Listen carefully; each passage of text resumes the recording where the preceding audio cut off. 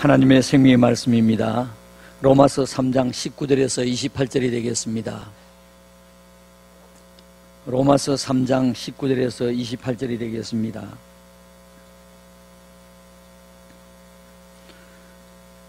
우리 가정에 계시는 분들도 다 같이 큰 소리로 한 목소리로 우리 말씀을 읽도록 하겠습니다.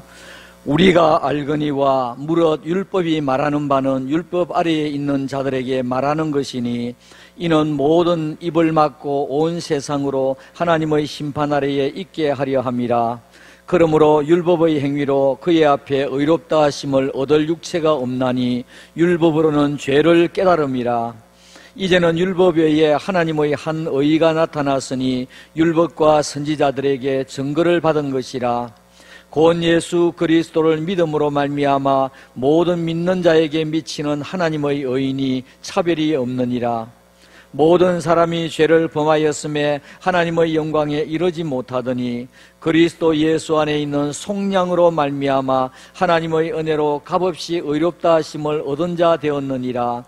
이 예수를 하나님이 그의 피로써 믿음으로 말미암는 화목제물로 세우셨으니 이는 하나님께서 길이 참으시는 중에 전에 지은 죄를 간과하심으로 자기의 의로우심을 나타내려 하심이니 곧 이때에 자기의 의로우심을 나타내사 자기도 의로우시며 또한 예수 믿는 자를 의롭다 하려 하심이라. 그런즉 자랑할 때가 있느냐 있을 수가 없느니라. 무슨 법으로냐 행위로냐 아니라 오직 믿음의 법으로니라. 그러므로 사람이 의롭다 하심을 얻는 것은 율법의 행위에 있지 않고 믿음으로 되는 줄 우리가 인정하노라. 아멘. 사랑하는 성도 여러분, 오늘은 10월 마지막 날 종교개혁 주일이 되겠습니다. 오늘 거룩한 주일에 하나님 앞에 나와서 예배를 드리며 영광을 돌리는 모든 성도님들에게 하나님의 크신 은혜와 축복이 함께 하시기를 우리 주님의 이름으로 축원합니다.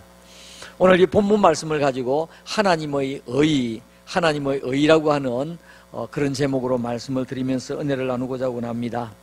오늘은 교회적으로 보면 종교개혁주일인데 사회적으로는 헬로윈 데이라. 그래서 아마 오늘 저녁에 여러분 뉴스를 보시면 젊은이들이 온갖 귀신 탈을 쓰고 길거리에 쏘다니는 것을 보게 됩니다.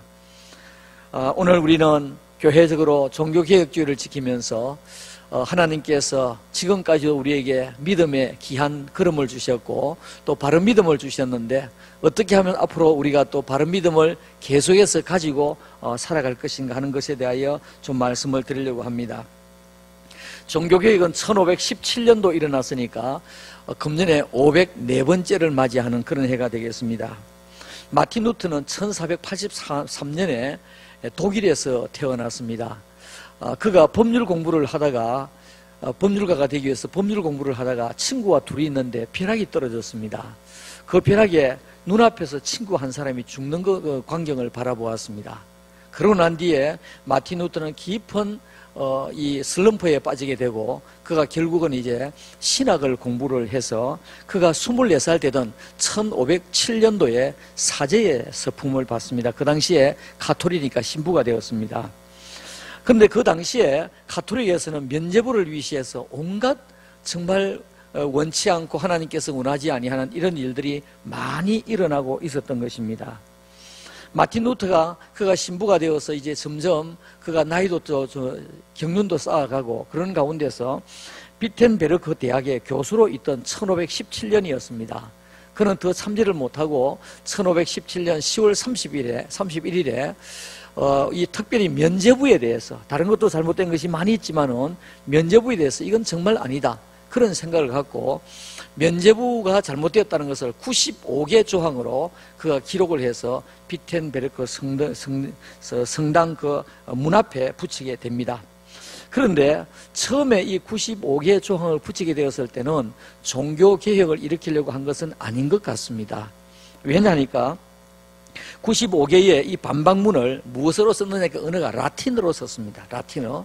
그 당시에 독일어는 라틴어를 아는 사람은 0.5%밖에 되지 아니하고 라틴어를 누가 제일 잘 아느냐? 신부들이 제일 잘 압니다. 그러니까 신부들에게 우리가 정말 잘못된 것 아니냐? 그러면서 토론하기 위해서 처음으로 한 것 같습니다. 그러니까 라틴어로 기록을 했습니다. 그런데 이 라틴어로 기록한 것이 이제 이 비텐베르그 성당에 이것이 붙게 되었고, 그런데 그 당시에 이제 한 몇십 년 전에, 정확하게 말하면 67년 전에 이 종교개혁을 일으키기 전 67년 전에 그 인쇄술이 발달을 했습니다. 구텐베르크의 인쇄술이 발달을 해서 그 인쇄술로 말미암아 이 95개 조항이 인쇄가 돼가지고 쫙 뿌려지게 되었습니다. 그러다 보니까 갑자기 이제 사람들이 이렇게 잘못되었나? 라고 하는 것을 알게 되었습니다. 그래서 유럽으로 퍼져나가게 되었고, 우리 그림을 보시면 비텐베르그 성당 앞에 이와 같이 글자가 작아서 잘 보이지 않습니다만은 10월 31일에 95개조 반박문이 새겨져 있는 것을 보게 됩니다. 자, 이 95개 중에서 1항에서 7항까지는 성경으로 본 회개가 어떤 것인가, 8항에서 29항까지는 연옥에 있는 영혼을 위한 면죄부의 부당성, 그리고 30항에서 80항까지는 살아있는 자를 위한 면죄부, 이거 잘못되었다는 것이죠.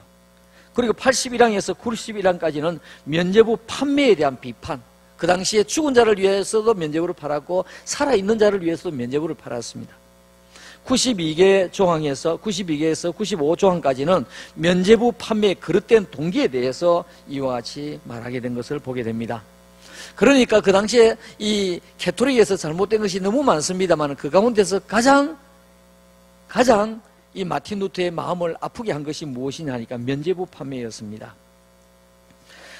그 당시에 가톨릭의 잘못된 것을 하루아침에 잘못된 것이 아니고 쭉 누적이 되어 왔습니다. 예를 들면 330년에 죽은 자를 위한 기도를 해도 된다 하는 것이 330년에 발표가 되었습니다. 375년에는 성인 숭배 및 마리아상을 숭배해라 라고 하는 것이 375년에 발표가 됩니다. 그리고 593년에 연옥이라고 하는 말을 제정을 하게 됩니다. 그리고 1079년에는 미사가 점차 제사로 변하게 됩니다. 그리고 1123년에는 독신제, 그러니까 신부는 결혼을 하지 말아라, 독신제가 교회법으로 선포가 됩니다. 그리고 1190년에는 면죄부를 판매하기를 시작했습니다.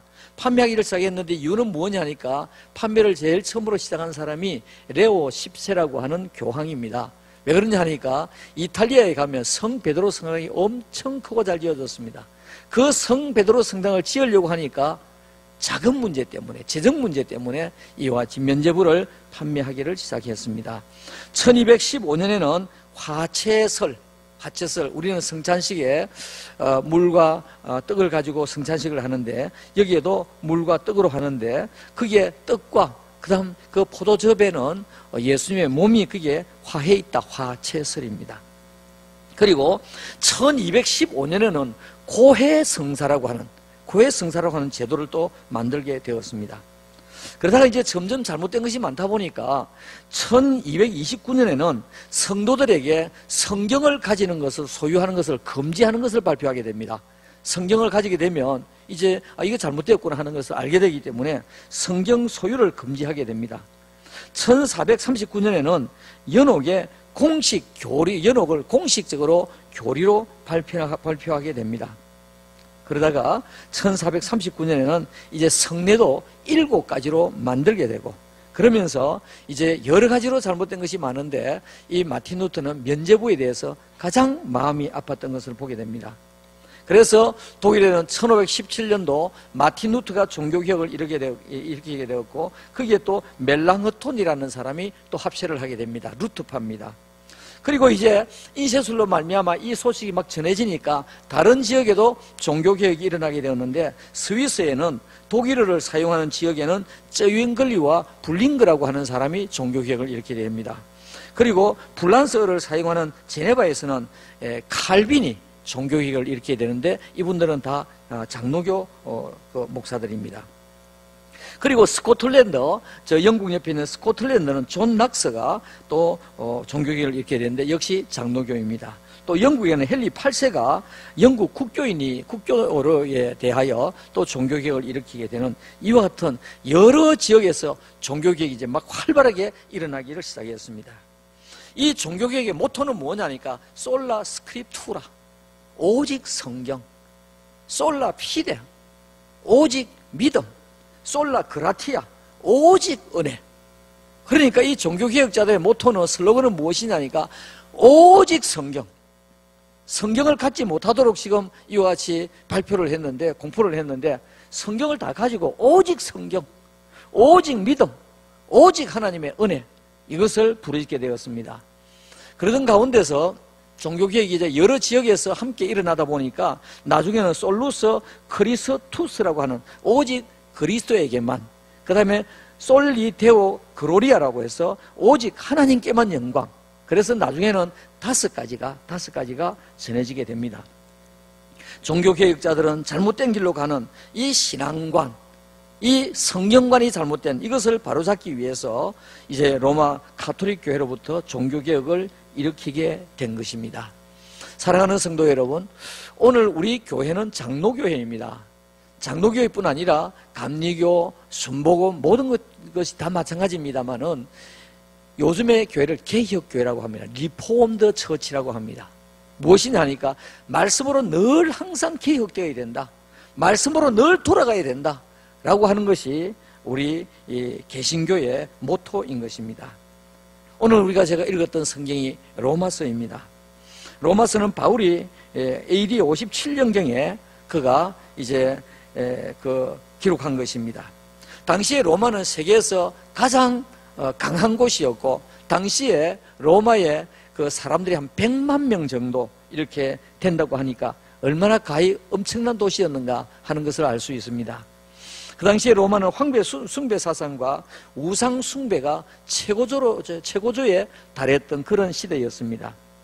그 가운데 로마 한 지역 한 점 같은 곳에서 이제 그리스도인이라고 하는 사람들이 모이기를 시작했고, 거기에서 교회를 세우게 됩니다. 이 로마 교회는 창립 예배를 드린 것도 아니고 간판이 있는 것도 아니었지만은 주님의 이름으로 사람들이 한두 사람씩 모여들게 됩니다. 이 로마 교회를 향해서 사도 바울은 아직까지 로마에 가보지도 아니했지만은 거기에 말씀을 기록을 했는데, 그가 기록해서 보낸 성경 말씀 가운데서 가장 긴 장 16장으로 되어 있는 그런 내용입니다. 그리고 이 로마서는 가장 장엄하고 가장 중요한 교리를, 기독교의 가장 중요한 교리를 다루고 있는 것이 로마서가 되겠습니다. 조금 전에 제가 말씀을 드렸습니다마는 초창기에 이 종교개혁을 일으켰던 이 사람들의 모토가 무엇입니까? 솔라 스크립투라, 오직 성경, 솔라 피데, 오직 믿음, 솔라 그라티아, 오직 은혜였습니다. 그런데 오직 성경, 믿음, 은혜, 이것을 위한 주인공이 누구였느냐 하니까 오직 예수 그리스도였던 것입니다. 그러니까 예수 그리스도가 우리 기독교의 중심이 되어야 되고, 예수 그리스도, 하나님의 아들 예수 그리스도가 우리의 주인공이 되어야 되는 것을 여기에서 말씀하고 있습니다. 로마서 1장 1절에서 7절까지는 로마서 전체의 서두와 인사에 해당하는 부분이 되겠습니다. 1절에 보시면 서신을 보내는 사람이 바울 자신이다 하는 것을 말하면서 2절에서는 곧 그가 복음에 대해서 말씀하고 있습니다. 로마서 1장 2절 말씀에 이 복음은 하나님이 선지자들을 통하여, 이 복음은 하나님이 선지자들을 통하여 그의 아들에 관하여, 누굽니까? 아들. 그 아들이 누굽니까? 예수 그리스도. 예수 그리스도에 관하여 성경에 미리 약속하신 것이다. 그러니까 예수 그리스도에 대해서는 그냥 지나가는 어떤 한 사람 위인이 아니고 미리 이미 구약시대 때부터 예언하고 하나님의 아들로 이 땅 위에 구속주로 오실 그 예수 그리스도, 하나님의 아들이 복음의 중심이라는 것입니다.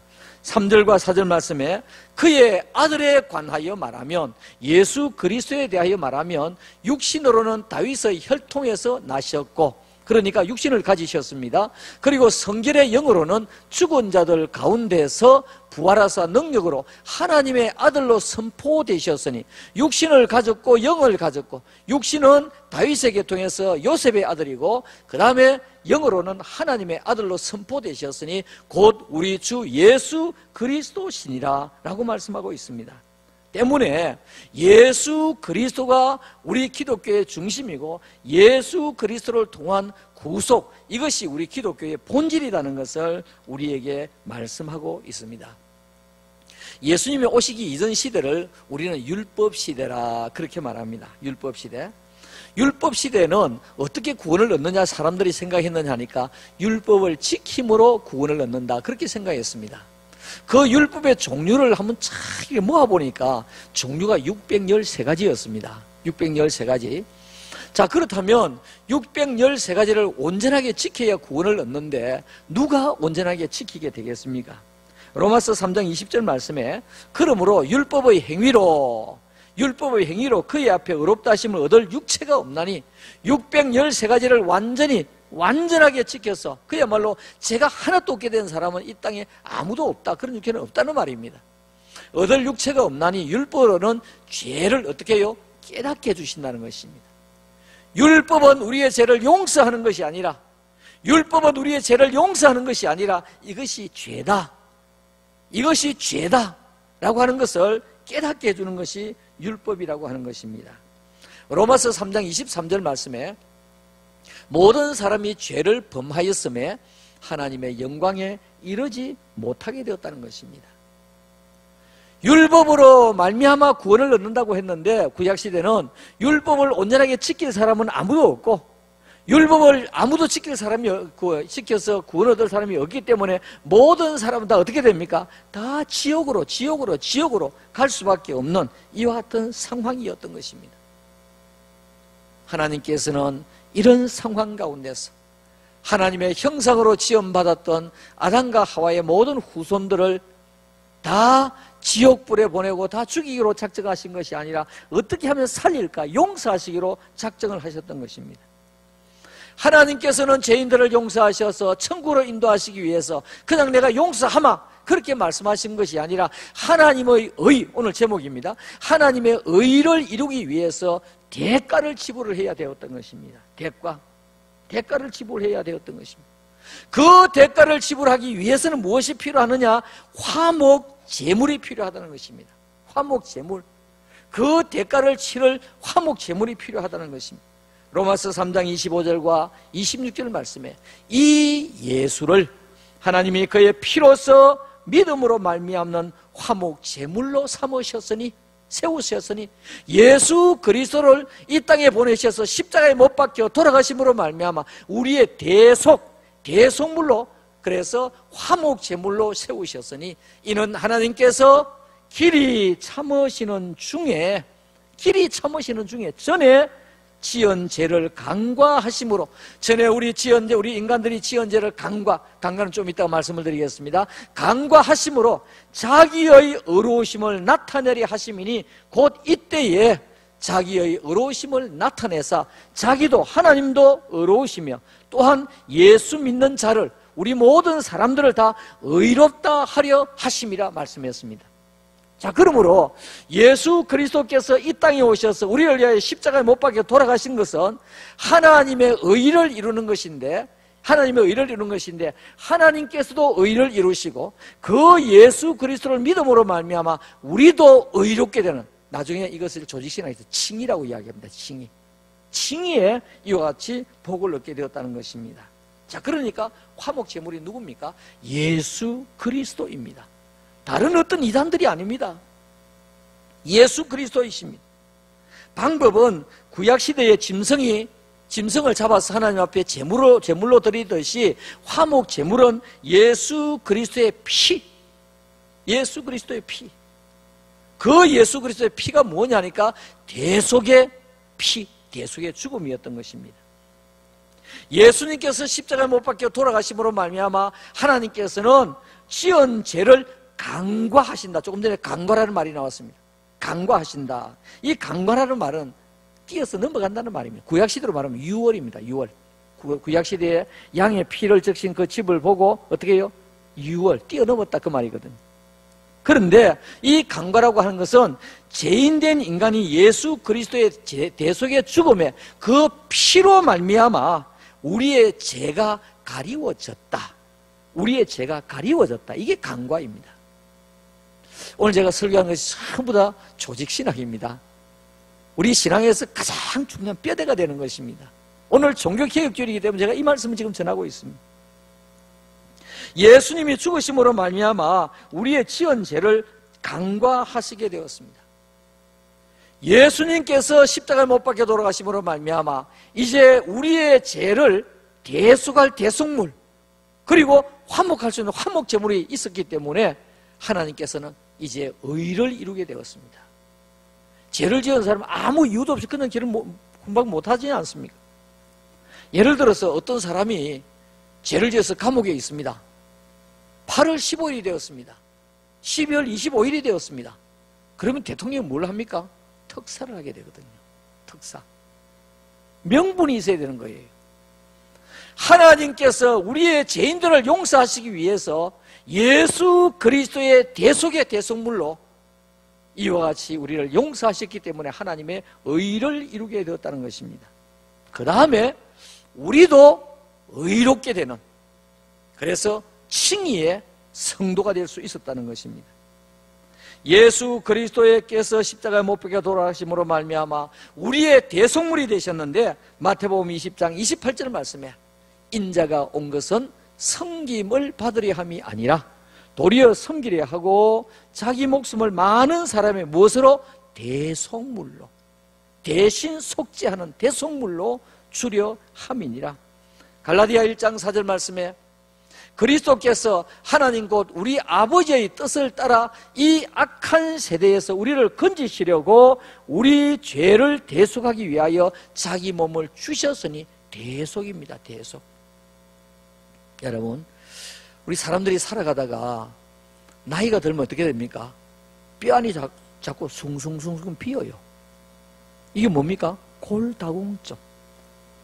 그러면 조금만 넘어져도 막 뼈가 부러지고 다치고, 그렇지 않습니까?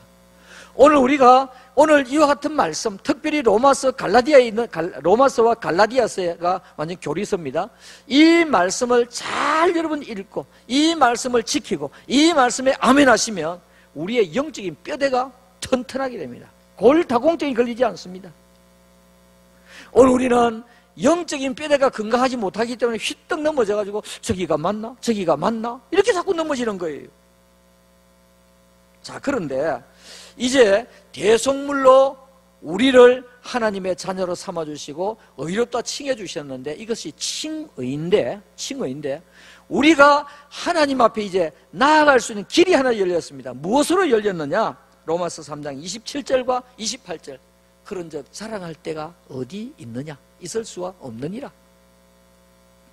여러분, 제가 설교를 하는데 다른 주일하고 참 다른 게 하나 있죠. 돼지가 없습니다. 제가 1대지, 2대지, 3대지 이래 하는 것은 우리 성도님들 좀 구분하시고 기억을 잘 하시라고 그러는데, 오늘 교리 설교이기 때문에 돼지가 없습니다. 그런즉 자랑할 때가 어디냐? 있을 수가 없느니라. 무슨 법으로냐?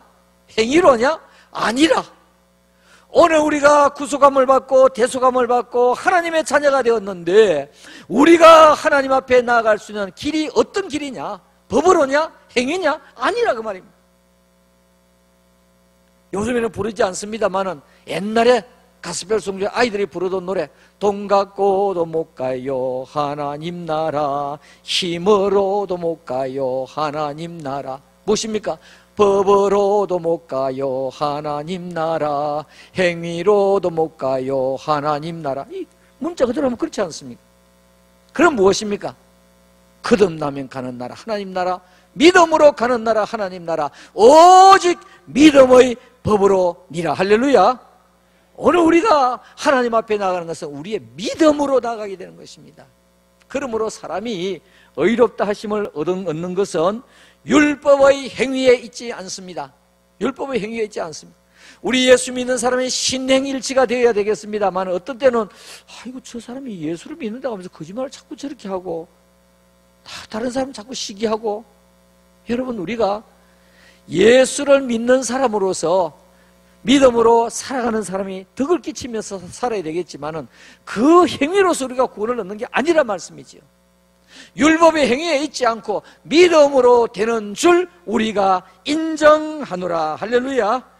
오늘 우리가 하나님 나라 가는 것은 우리의 믿음으로, 누구를 믿음으로? 예수 그리스도를 믿음으로. 오늘 교회 소식란에 몇 주째 지금 나오고 있습니다만은 금년 말까지 매주 월요일, 목요일에 유튜브를 통해서 세미나를 개최하는 이 신천지, 지난 주간에는 보니까 또 이만희와 부산에 있는 두 지파장들이 강사로 나온다고 하는 것이 또 신문에 났습니다. 크게 났습니다. 신천지가 이름을 바꾸었습니다. 옛날에는 신천지 예수교 정거 장막 성전이었습니다. 이름을 바꾸었어요. 지금 신천지가 커밍아웃을 했습니다. 왜 그러냐니까 숨어서 이렇게 가리키다가 막 그 전도하고 그러다가 이번에 코로나 때문에 완전히 다 드러나게 되었거든요. 이제 다 드러났으니까 내놓고 하자 이래 된 겁니다. 그러면서 이름을 바꾸었습니다. 2021년도 10월 19일 부산일보 전면 광고가 나왔습니다. 신천지 예수교회. 신천지 예수교회. 이제 우리가 진짜 예수교회다 이 말이죠. 여러분, 우리가 현혹되면 안 됩니다. 아무리 이름을 그럴듯하게 해도, 아무리 위장을 해도 본질이 아니면 아닌 겁니다. 본질이 아니면 아닌 것입니다. 우리는 현혹되지 마시기 바랍니다. 혹시 누가 무슨 말을 하더라도, 혹시 여러분들 우리가 넘어가는 사람들 가운데 그런 사람들이 많다고 그래요. 대체로 믿는 사람들이 많이 넘어갔는데 교회 신앙생활 하다가 막 누가 다투었어. 막 목사님하고 마음이 상했어. 아이고, 교회 다니면 목사도 그렇고 막 믿는 사람 다 그렇네. 그러면서 실정을 느끼고 쉬다가 여기가 진짜다. 그래도 거기 가게 되는 거예요. 여러분, 교회 안에는요, 사람들이 모이기 때문에 마음 상할 수도 있습니다. 때로는 다툴 수도 있습니다. 때로는 행정적으로 잘못될 수가 있습니다. 그러나 사람이 잘못된 것이지 예수 그리스도가 잘못된 건 아니잖아요. 아니지 않습니까? 정말로 마음이 상해서 내가 여기에서 아이고 저 성도 때문에 내가 정말 은혜가 안 된다, 내가 다투고 나니까 은혜가 안 된다, 그러면 교회는 바꿀지언정 잘못된 것은 안 가야 될 것 아니겠습니까? 여러분, 우리는 새로운 것을 통하여 은혜를 받으려고 하지 마십시다. 성경 말씀 속에 다 드러났고 다 전해졌고, 제가 오늘 말씀 전하는 거 여러분 수없이 들어왔습니다. 지금까지 걸어왔던 바른 신앙과 믿음, 지금까지 고백했던 바른 사도신경, 지금까지 섬겨왔던 교회와 섬김의 자리, 우리가 주님이 오시는 그날까지, 아니면 개인적으로 우리 하나님께서 우리의 영혼을 부르시는 개인적인 종말이 오는 그날까지 우리는 변함없이 믿고 변함없이 섬기고 변함없이 봉사하는 성도들이 되시기를 주님의 이름으로 축원합니다. 우리는 예수 그리스도가 우리 교회의 주인공이 되어야 됩니다. 그 예수 그리스도를 믿음으로 말미암아 다른 사람이 아닙니다. 다른 사람이 아닙니다. 가르치는 방법에 있어서는, 목사님들도 말씀 전하는 방법에 있어서는 때로는 여러 가지 다를 수가 있습니다. 그렇지만 제일 중요한 것은 핵심이 중요하지 않습니까? 바른 하나님의 말씀을 우리가 붙들고 살아가야 될 것입니다. 마틴 루터가 왜 종교 개혁을 했습니까? 면죄비가 아닌데 어떻게 죄를 지었으면 하나님 앞에 나가서 죄를 용서받아야 되고, 어떻게 고해 성사를 통해서, 신약 시대인데 지금은 마틴 루터가 종교개혁을 하게 된 것은 잘못된 것 때문에, 잘못된 것 때문에. 여러분, 오늘 교회는 잘못된 것을 고쳐야 됩니다. 오늘 우리 개인도 잘못된 것을 고쳐야 됩니다. 그래서 우리는 개혁교회라고 말하는 것입니다. 오늘 우리의 믿음의 표대는 무엇입니까? 믿음의 길은, 믿음으로 나아가는 그 길은 무엇입니까? 성경 말씀입니다. 성경 말씀. 디모데후서 3장 15절과 16절 말씀에, 또 어려서부터 성경을 알았나니 성경은 능히 너로 하여금 그리스도 예수 안에 있는 믿음으로 말미암아 구원에 이르는 지혜가 있게 하느니라. 모든 성경은 하나님의 감동으로 된 것으로 교훈과 책망과 바르게 함과 의로 교육하기에 유익한 것이 하나님의 말씀, 생명의 말씀, 66권의 성경 말씀인 것입니다. 한국교회는 바른 신학으로 계속해서 개혁이 되어야만 합니다. 우리 교회는 바른 성경 말씀대로 살아가려고 계속해서 개혁을 해야만 하는 것입니다. 오늘 우리 성도들은 바른 믿음과 바른 신앙으로 살아가려고 노력을 하고 애를 쓰고 성경 말씀을 따라가는 우리 성도들로 개혁이 되어야 됩니다. 그래서 우리가 종교개혁주일에 우리 다시 한번 우리 자신의 신앙을 다짐하면서 나는 예수 그리스도가 닮아가는, 예수 그리스도만 따라가는, 성경 말씀을 따라가는 우리 귀한 성도들이 되시어서 우리에게 주신 이 믿음을 우리가 잘 간직하고 천국까지 우리가 잘 간직할 뿐 아니라 우리 후손들에게 또 우리 이웃들에게 열심히 전파하는 우리 성도들이 다 되시기를 우리 주님의 이름으로 축원합니다. 아멘.